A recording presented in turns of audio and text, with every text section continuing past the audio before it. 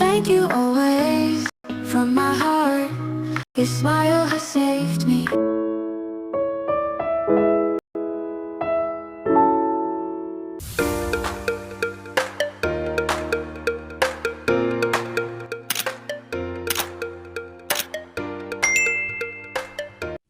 Isang mapagpalang araw po sa ating lahat. Magandang araw at gabi po dyan sa mga silent viewers at solid supporters ng EDC. May kalab shoutout po at kamusta po kayo? So yun po mga kalingap, may panibago na naman po tayong pag-uusapan katungkol na po kung saan Beyonce matatauhan na kaya sa mga advice ng K-Angel sa kanina.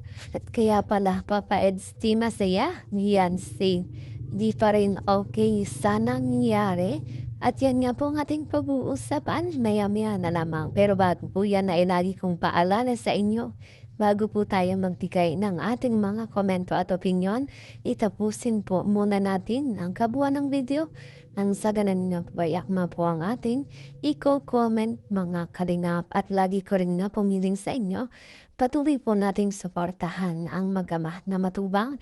Napakaganda nga po yung pinapakita nila sa atin mga pagbibigay saya at tulong sa ating mga kababayan. Ipatuloy po nating suportahan at marathon mga kalingap nang sa ganun nga po ay mas marami kasi lang matulungan. Lalo-lalo na nga po dyan yung mga kapos sa pangailangan ay malino po nila. At syempre, huwag rin natin kalimutang suportahan ang kanilang may bahay. Walang iba kundi sina Ate Edna Vlogs at Jackie Tafia. Huwag po sana tayong magsasawang sumuporta, mga kalingap. Iyan po mga kalingap, balik tayo sa ating pag-uusapan at tatalakayin ngayong araw.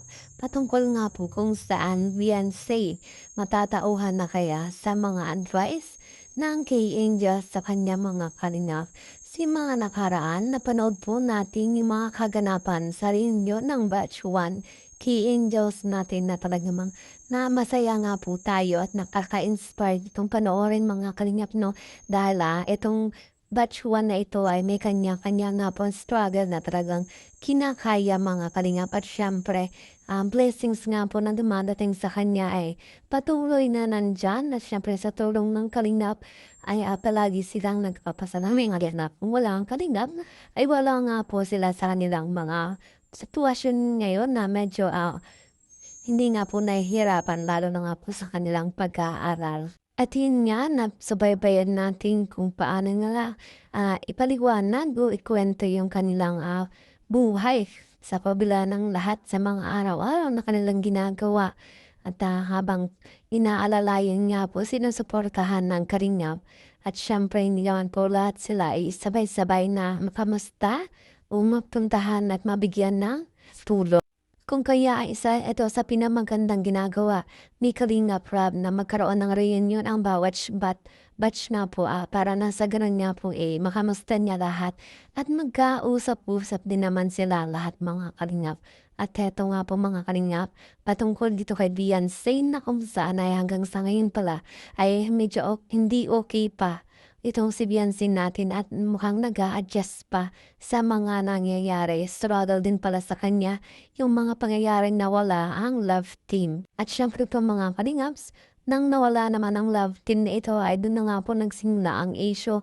Nagkagulo na nga po ang bawat panig at talagang nagsilabasan ang mga issue hindi naman alam kung ano nga ba talaga ang katotohanan patungkol dito at yun nga po ang naging struggle sa buhay ni Beyonce na talagang pati mental health niya ay naapektuhan mga kalingap. At halos hanggang ngayon nga po ng mga kalingap ay may nakikitahan pa rin tayo nga issue patungkol dito kung kaya ganun pa man ay nahayaan na lamang at huwag nang pansinin ang sa ganun ay na maapektuhan itong mental health ni Beyonce. At sa ngayon nga po ay ito, travel to Korea na nga po sila inaantay na lamang nga po natin ang update patungkol dito kung saan ay i-upload ni Kalingap Rob. Siyempre mga Kalingap, dito kay Beyonce sa kabila ng lahat ay medyo mahirap na po ang muli nilang pagkikita o pagsasama ni Papa Ed sa isang vlog at syempre dahil nga po ay kontrata na pinagpirma nila, wala pong magagawa si Viancy at syempre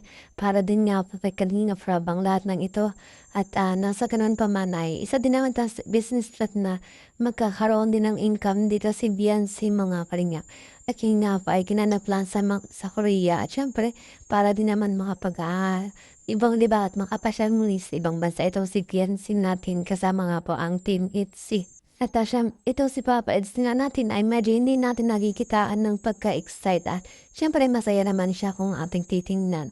Pero yun nga po mga kanya parang makikitaan natin siya na medyo malungkot na medyo masaya. Hindi nga po tulad ng dati sa pagpunta nila ng Hong Kong talagang kitang-kita natin yung excitement at saya nga po dito kay Papa Eds natin at ganun din kay Viancy. At dahil din siguro sa mga nangyari kung kaya medyo ang dalawang ito ay naiilang sa isa't isa. Siyempre, yan din ang iniisip ng ilan. Ano kaya ang magaganap dito sa EDSI natin kapag nagkaroon ng part 100? Ano kaya ang vlog o dito mga kalingap? At yun nga, Viancy, matatawan na kaya sa mga advice ng K-Angels? Yan po mga kalingap, no? Medyo naging emotional si Viancy sa mga in-advise sa kanya ng K-Angels na kung saan ay talaga namang nakatulong dito kay Viancy dahil halos naging positive nga po ang advice dito kay Viancy para nga po sa kanya yun. Sabi nga ng isang K-Angels na parang isa na rin yung aral para dito sa kay Viancy yung mga nangyari para sa kanya mga kalina. Padayon lang, tsaka siguro yung mga pinagdadaanan mo ngayon is magsilbing lessons, tsaka ano ka pa man, bata ka pa man din paggapo, bata ka pa man din maybe. Then yung mga bashers, ano na lang, ignore mo na lang o dead mo na lang, tsaka mas maraming taong nagmamahal sa'yo, yun yung pinaka-iisipin mo. Siguro kami dito sa Kalingap, na andito naman kami, syempre kapag kailangan mo ng makakausap, mapagsasabihan, nandito lang kami. Positive ka lang kasi ikaw lang naman yung nakakilala sa sarili mo eh. Yan. Tapos, andito lang din talaga kami, hindi ka namin papabayaan. Lalong-lalo na si Kuya Rab. Yan, mahal na mahal ka namin. Ibigay mo kay Lord lahat ng nararanasan mo at nararamdaman. Kasi siya na makakapagbigay sa atin ng peace. Sabihin mo sa kanya, pwede ka naman umiyak kay Lord eh. Pwede ka sa kanya mag-rants, pwede mong sabihin lahat. Kasi alam kong yun ang para sa akin na i-advise kasi yun lang ang makakapagpagaan sa lahat ng mga nararanasan at nararamdaman natin. Doon ka lang talaga kumapit. Kasi kami mga parang pangalawa na lang kami, yung mga taong nasa paligid mo. Una mo lagi i-surrender kay God lahat ng mga nararanasan mo. Tapos siyempre nandito din kami, 'di ba? Alos lagi nang kinukumusta ka namin kay mama mo, ganyan kasi minsan di ka na-reply, di ka na-seen. Sabi ko, parang umi-echo sa amin yung nararanasan mo eh. Kaya andito kami palagi. Lumaban ka lang. Ignore mo na lang din talaga yung mga basher kasi basher na talaga yun. Wala nang mababago yan. Pag-pray mo lang yung lahat. Siguro ang ma-advise ko kay Jan bilang Kalingap Angels na pinagdaanan niyo. Maraming bashing, ganyan. Monthly kasi ako eh. Mandatory monthly. Ayun, syempre. Lagi mong isipin na pagsubok lang yan ni Lord na syempre ayun nga, bata ka pa and marami pang mas madaming pagsubok na mararanasan mo at pagdadaanan mo. Syempre lagi mong isipin na na yung family mo and syempre magtiwala ka sa sarili mo na na kaya mong malampasan yan kasi enjoyin mo lang yung yung youth mo, syempre bata ka pa.